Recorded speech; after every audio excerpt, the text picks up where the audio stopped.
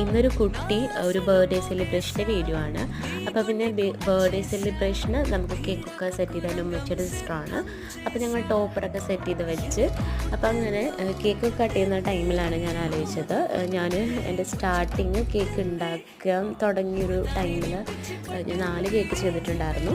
അതിൽ 3 ഫ്ലോപ്പായിപ്പോയി. ആർക്കും വായിൽ പോലും വെക്കാൻ പറ്റുന്നുണ്ടായിരുന്നില്ല. അപ്പോൾ 4ാമത്തെ അറ്റംപ്റ്റിലാണ് എൻ്റെ ശരിക്കും കറക്റ്റായത്.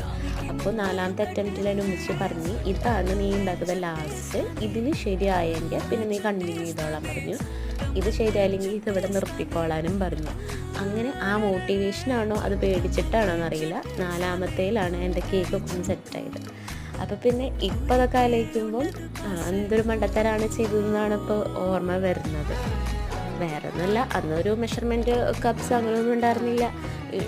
എടുക്കുന്ന ഇൻഗ്രീഡിയൻസ് ഒക്കെ ഞങ്ങൾ കൂടുതൽ എടുത്തായിരുന്നു, കാരണം ടേസ്റ്റ് കൂടുതൽ കിട്ടിക്കോട്ടെ എന്ന് വെച്ചിട്ട്. വെറുതെ